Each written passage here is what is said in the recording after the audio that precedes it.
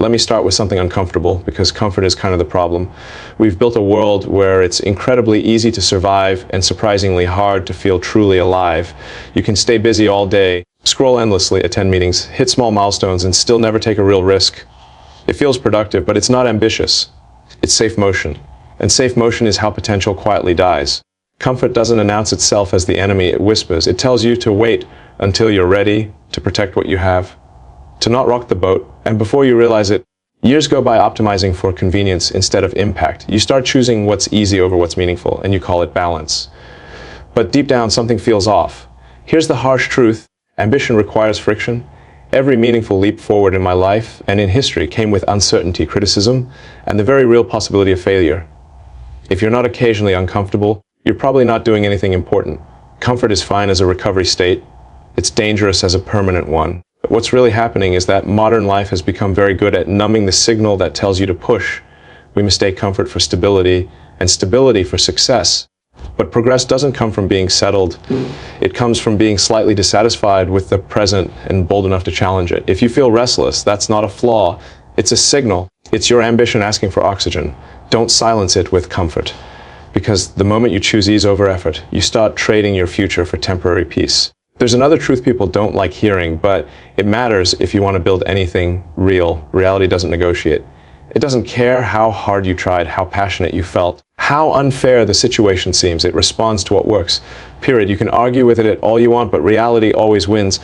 A lot of people get stuck here. They confuse effort with results, intention with impact. They want the world to reward them for wanting something badly enough, but physics doesn't care about motivation. Markets don't care about excuses. Technology doesn't care about your feelings.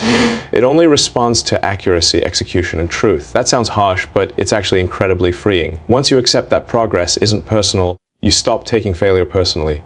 A failed attempt isn't a verdict where there's just data. Something didn't work. Good? Now you know more than you did before. Adjust, iterate, try again. The problem is that we've trained ourselves to seek validation before results. We want approval, comfort, agreement. But breakthrough ideas rarely arrive with applause. They arrive with skepticism, resistance, sometimes ridicule. If you need everyone to agree with you before you move forward, you'll never move at all. What matters is alignment with reality. Are you solving a real problem? Does the system work? Can it scale? Those questions are far more important than how the process feels. Progress has never been polite. It's messy, uncomfortable, and often misunderstood in the moment. Once you stop asking reality to be gentle with you and start asking how to understand it better, everything changes. Because the truth doesn't need permission, it just needs to be faced. One of the biggest misunderstandings about progress is where the real limits actually are. People assume the bottleneck is money, talent, technology, or connections. Most of the time, it's none of those. The real constraint lies much closer. It's the invisible story you're telling yourself about what's possible. I've watched incredibly capable people stop before they even start. Not because they couldn't do the work, but because they decided in advance how it would end. They convinced themselves it was too complex, too risky, too ambitious. And once that belief settles in, the mind becomes very good at finding reasons to quit early. Not because the problem is unsolvable, but because the belief system already surrendered. What's interesting is that many of the hard limits people point to turn out to be soft ones. Technical barriers often collapse faster than expected once someone commits fully to solving them. Constraints that seemed immovable suddenly bend when you question the assumptions underneath them. But you only discover that if you're willing to test reality instead of accepting inherited limits. This doesn't mean ignoring physics or facts. It means distinguishing between what is truly impossible and what is merely untried. Too often, people label something impossible when what they really mean is uncomfortable, uncertain, or I might fail publicly. That's not a technical limit, that's a psychological one.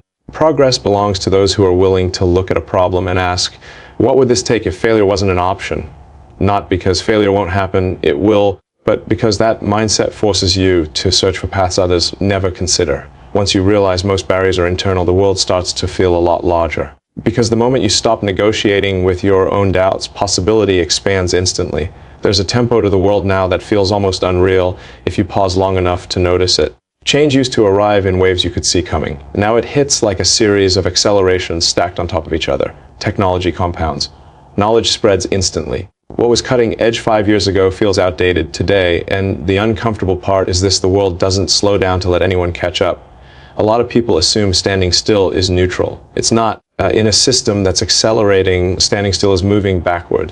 Skills decay. Assumptions expire. Entire industries can shift while you're busy protecting what already feels familiar. That's how people wake up one day confused, asking how everything changed so fast when in reality it never stopped changing at all. What makes this moment different from the past is exponential growth. Linear thinking doesn't work anymore. You can't plan 5 years ahead using yesterday's logic. Small improvements stack. Small delays also stack. The gap between those who adapt and those who hesitate widens quietly, then suddenly all at once. This isn't meant to scare you, it's meant to wake you up. Adaptation isn't about panic, it's about curiosity, about constantly asking, what's changing right now that I'm ignoring? The people who thrive aren't the ones with perfect predictions. They're the ones who learn fast, adjust quickly, and aren't emotionally attached to being right. The world rewards motion in the right direction, even if it's imperfect. Waiting for certainty is the most reliable way to fall behind, because in a fast-moving future, hesitation is the most expensive decision you can make. At some point, raw motivation runs out. Anyone who tells you otherwise hasn't tried to build something difficult for very long. Motivation is emotional. It spikes, it fades, it depends on how you slept, how people reacted, how the day went. Discipline helps, but even discipline has limits. Eventually, you hit a stretch where neither excitement nor willpower is enough to carry you forward. That's where purpose comes in. Purpose is different. It's quieter, but it's deeper. It's what keeps you moving when progress is slow, when feedback is negative, when the odds look unreasonable. It's not about feeling good. It's about knowing why stopping isn't an option. When your goal is shallow, money, recognition, approval, resistance feels personal. Every obstacle feels like a signal to quit. But when your goal is tied to something larger than yourself, pain becomes part of the process instead of a reason to escape it. You don't ask, is this comfortable? You ask, is this necessary? Purpose also has a strange effect on endurance. It stretches your tolerance for uncertainty. You're willing to hold contradictory ideas longer, to sit with discomfort without rushing to resolution. That's critical because real problems don't resolve on emotional timelines. They resolve when the underlying reality changes, and that takes time. People often say they're burned out when what they're really experiencing is misalignment. They're spending energy without meaning. Purpose realigns effort with intention. Suddenly, the same workload feels lighter, not because it's easier, but because it's justified. If you're struggling to stay consistent, don't ask for more motivation. Ask a harder question, why does this matter enough to suffer for? Because when purpose is clear, quitting stops being an option. There's one final truth that ties all of this together, and it's the one people resist the most. No one is coming to save you. There isn't a perfect moment, a flawless system, or a person who's going to arrive and remove the risk for you. Waiting for rescue is just another form of delay, and delay is incredibly expensive. Responsibility sounds heavy, but it's actually the doorway to freedom. The moment you stop outsourcing your future to circumstances, to leaders, to luck, you regain control. You stop asking for permission. You stop needing guarantees. You act based on what you can influence right now, even if it's imperfect. A lot of people confuse responsibility with blame. They think accepting responsibility means everything is their fault. It doesn't. It means everything is your move. You didn't choose every starting condition, but you choose how you respond. And that choice compounds over time in ways most people underestimate. Once you accept this, something interesting happens. Fear loses some of its power. Failure becomes survivable. You stop wasting energy explaining why something can't be done and start asking what the next step is. Progress speeds up, not because the world gets easier, but because resistance stops paralyzing you. This mindset isn't comfortable, and it's not meant to be. Comfort rarely produces anything meaningful. Responsibility forces clarity. It strips away excuses and leaves you with action.